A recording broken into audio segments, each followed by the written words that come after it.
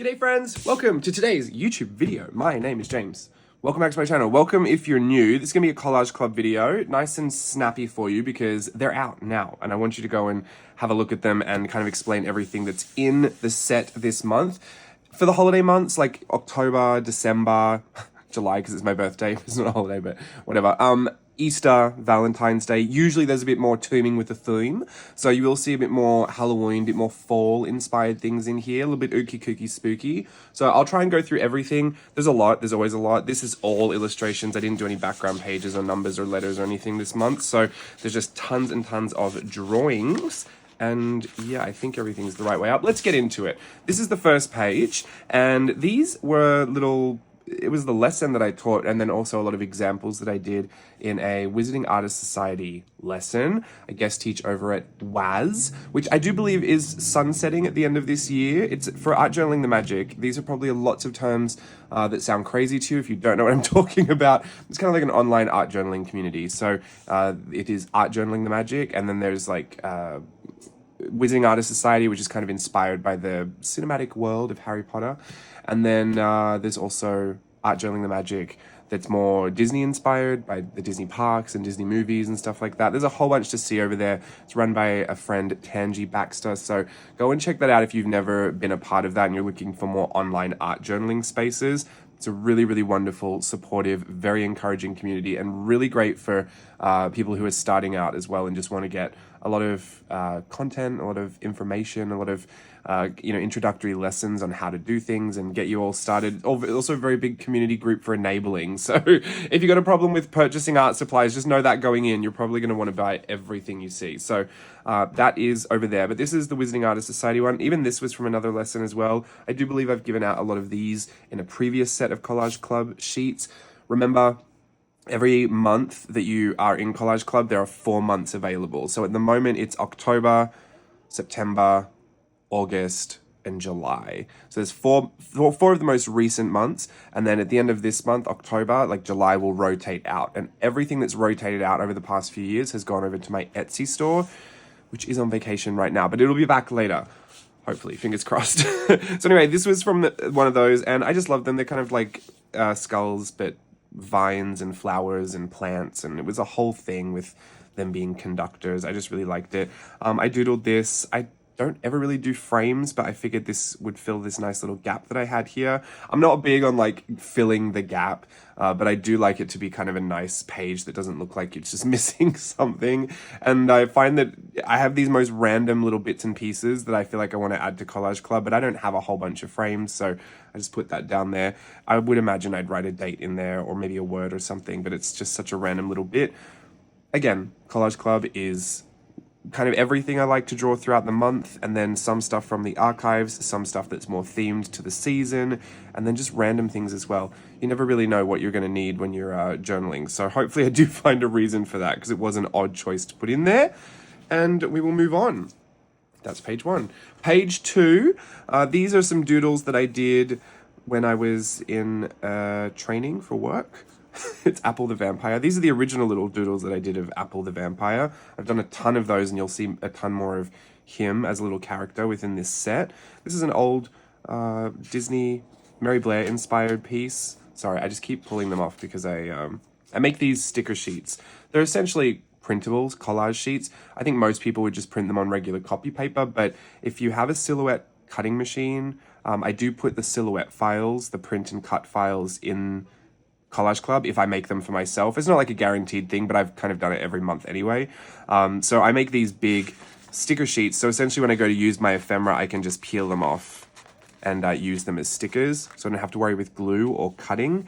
Also, I did it on matte photo sticker paper matte label paper this month. Just because there's some things I wanted to finish or like color in, and it's a little easier to do that obviously on matte paper than glossy. The color is still rich, it's just not as vibrant as you're going to get with glossy. So, print settings aside, matte papers usually are a little less vibrant and punchy with the bold colors.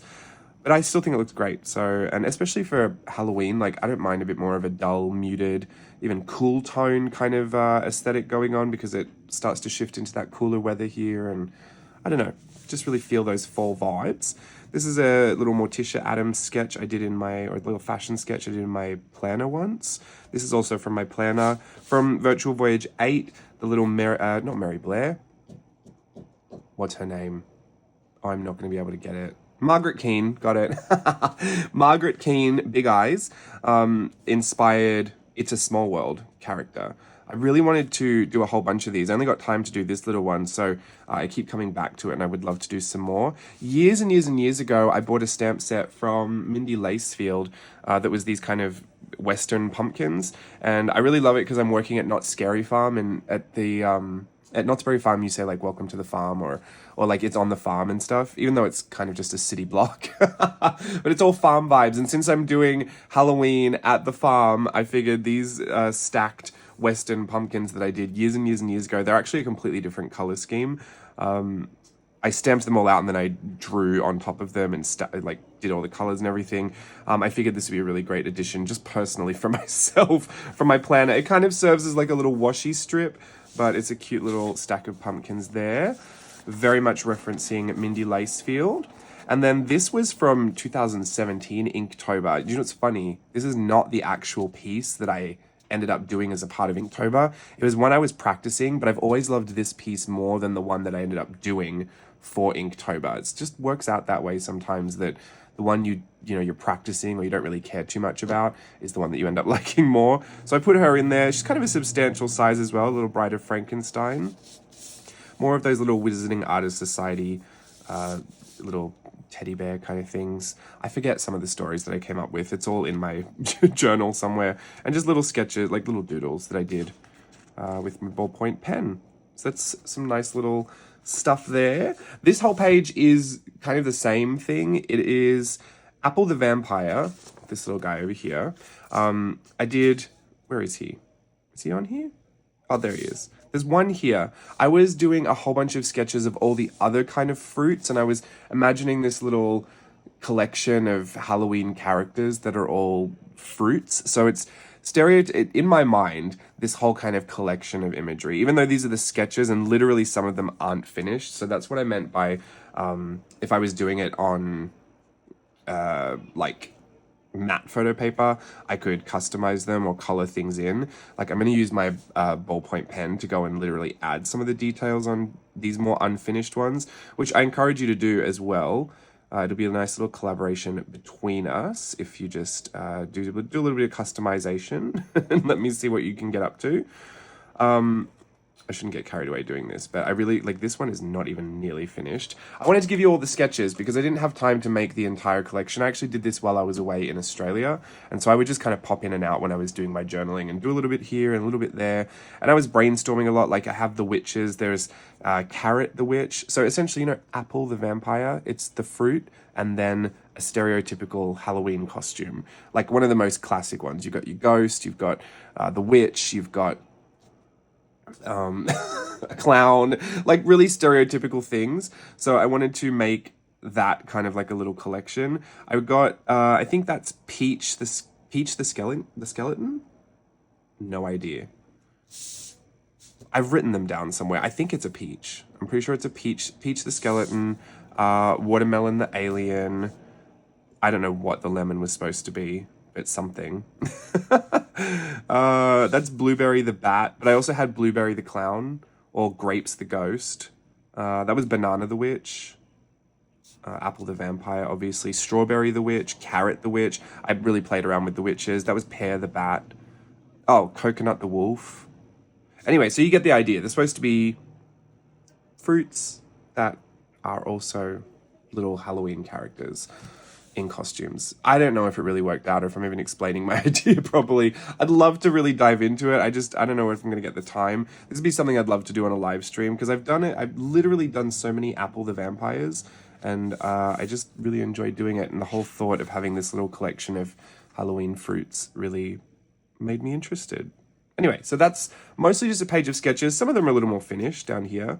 But they're mostly sketches, so have fun with those. I feel like they'd kind of serve as inspiration if you wanted to take that idea and run with it and make your own little versions of them.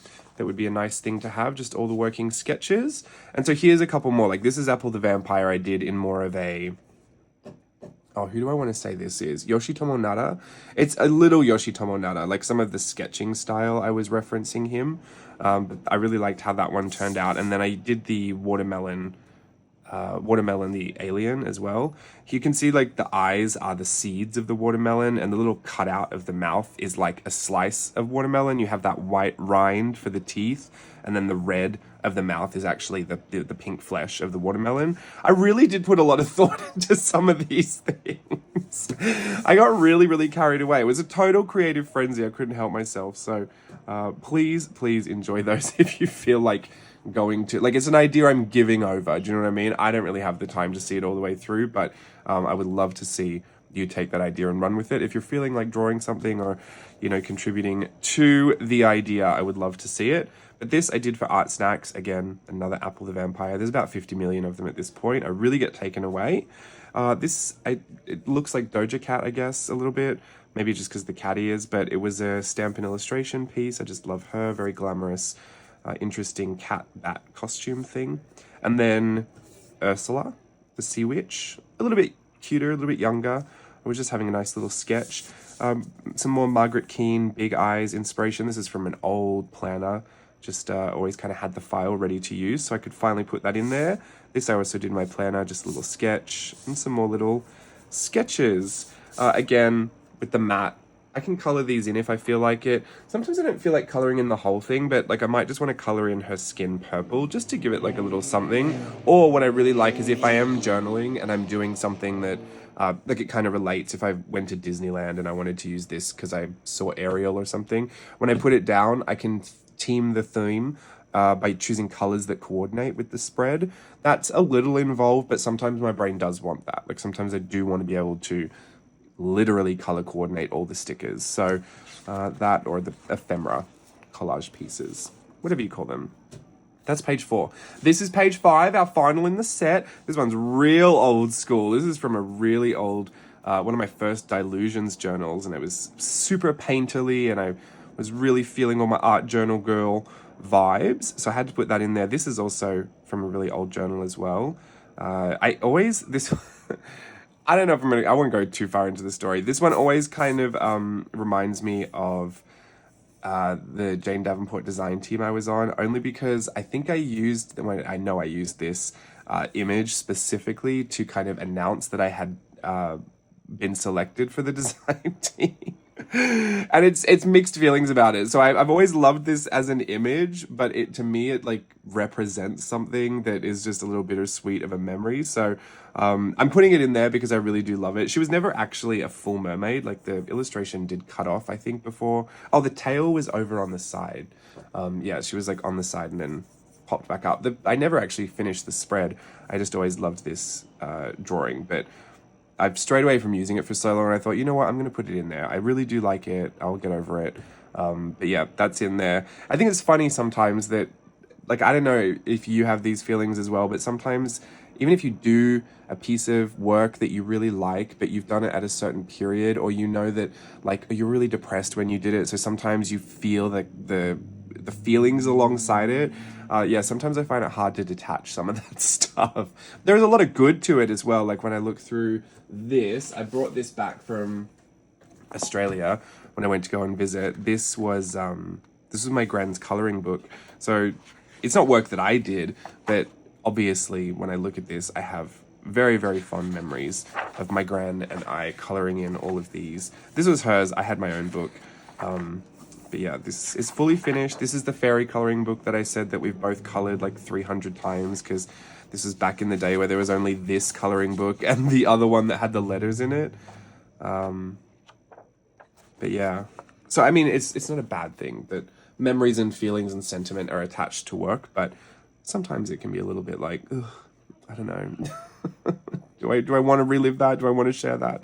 Yes, I do. I'm proud of it, so I want to share it. This is some old stuff as well. This is another Art Snacks piece. I made this one really small. I think that the detail gets a little lost in the face at this size, but I really don't think anyone's going to want like a full version of it. So I just put that stuff down there just in case you follow along with the Art Snack stuff that I do. It's quarterly now, so I really only make those videos once every 3 months now, I think we got to 3 years before it became the quarterly. So there's a ton of stuff over there. If you're ever feeling like you've run through all of my videos, go to the Art Stacks channel. I think I have a playlist on my channel as well, but you can go and see tons of videos. And what my videos would look like, I guess, if I spent a lot more time editing and filming with nicer camera. I really spend a lot of time on those videos. It's not feasible for me to do that on YouTube, but like for my own channel, that it is like work that I do for Art Snacks. So I really do put a lot of time and effort into that.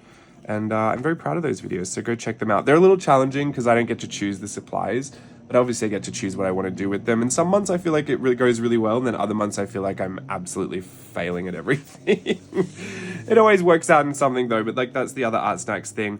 I really, really, really liked this, but I didn't get to choose the colors of the pan pastels. And so I just like, I'd done so much work with all of the pencils on the you know, the blue toned paper. When I got to the final piece with the eyes, I was like, well, I guess I just got to make it work with these colors. I just would never have chosen those colors to go. I mean, it's interesting, but a part of me was even in Photoshop. Oh goodness, there's my friend with the exhaust.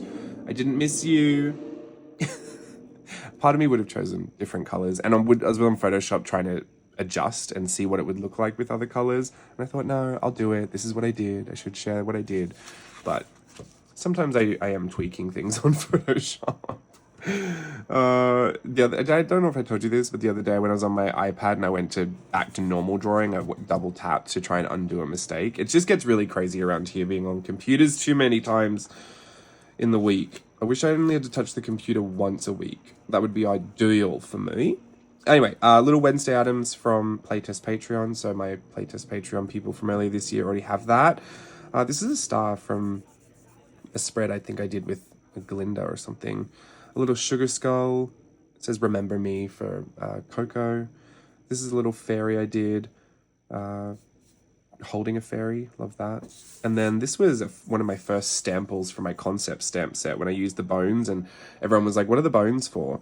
And so I stamped out a skeleton. Obviously a really stupid looking skeleton, but I was like, that's what the bone's for. You can use it for anything. Oh, I should get back into my concept stamping. I haven't touched those in a while. I don't know why I want to pull all these off today. Probably because I've been waiting to use them, so I get really antsy to film the video and then start using these. Looks like an Adidas symbol. Adidas? Adidas. What do you say? I'm getting really chatty and rambly. I gotta go. That's page 5. Anyway, page 5, 4, 3, 2, 1. Level up, level up, level up. All right. Oh, I'm gonna squish everything. I'm going to actually just stop this video, upload it, and then record just some random B-roll footage so that I have some footage for a video later this week. I'm just going to be doing some more jumbo junk journaling. I have a real desire to do it off camera right now, but I know I'm going to be, if I do it off camera, I'm actually going to get it done so quickly that I won't have anything to show for that. So I don't know. Jury's out on that, actually. Don't hold me to that. You might not see that at all on Friday, but I will hopefully see you again this Friday. Dancing's going super well. Thank you so much for everyone's support and enjoyment, watching everything I'm posting in my Insta stories. I know I'm posting a lot about the dancing. Yes, I will continue to do that until October 31st, and it'll be all about Christmas.